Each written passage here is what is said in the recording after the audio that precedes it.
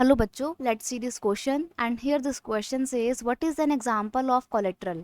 Question आपसे बोल रहा है कि नीचे जो आपको ऑप्शन दिए हुए हैं इनमें से कौन सा ऑप्शन कोलेट्रल का एक एग्जांपल है। ऑप्शन क्या क्या है? Life stock, land, bank deposits या ऑल ऑफ द अबव। देखो, कोलेट्रल का एग्जांपल तो आप तभी दोगे ना जब आपको ये पता होगा कि कोलेट्रल किसे कहते हैं।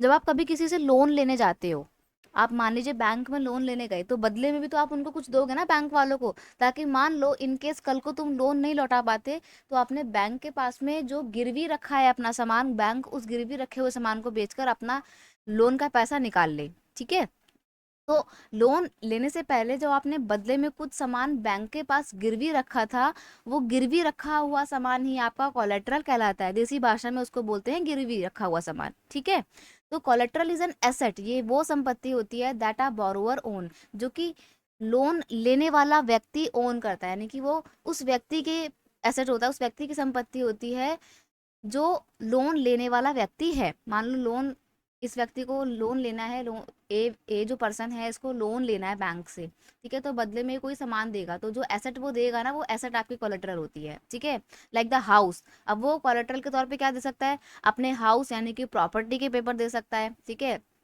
प्रॉपर्टी दे सकता है, कोई गोल्ड दे सकता है, देखा होगा आपने गोल्ड लोन लेते हैं लोग।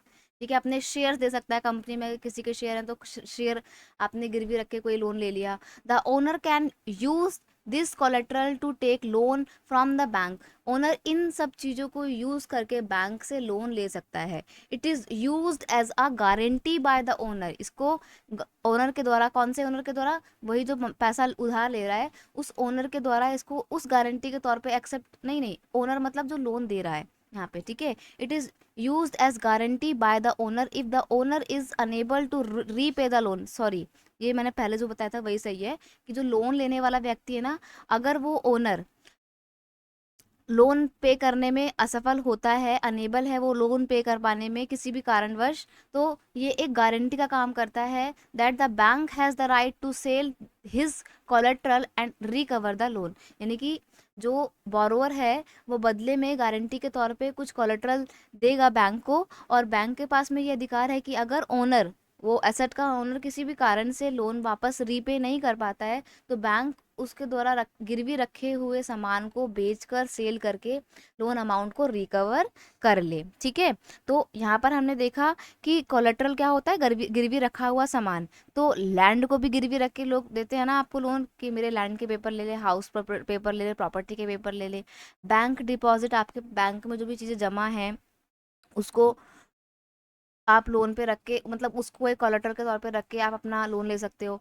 और लाइफ स्टॉक यानी कि जानवर, देखो ये जो लाइफ स्टॉक है ना, ये पहले चलते थे, या फिर आप अगर किसी से इनफॉर्मल तरीके से लोन लेते हो तब आप लाइफ स्टॉक रख सकते हो, क्योंकि बैंक को आप क्या जानवर अपना गिरवी में रखोगे, बैंक उस जानवर का क्या करेगा? बैंक तो कुछ कर ही नहीं पाएगा उसका।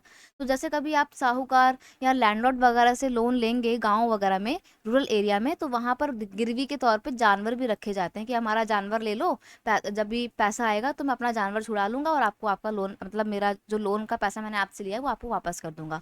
तो ये रूरल एरिया में लाइफ स्टॉक का इस्तेमाल किया जाता है, बैंक वगैरह लाइफ स्टॉक को एक्सेप्ट नहीं करते हैं।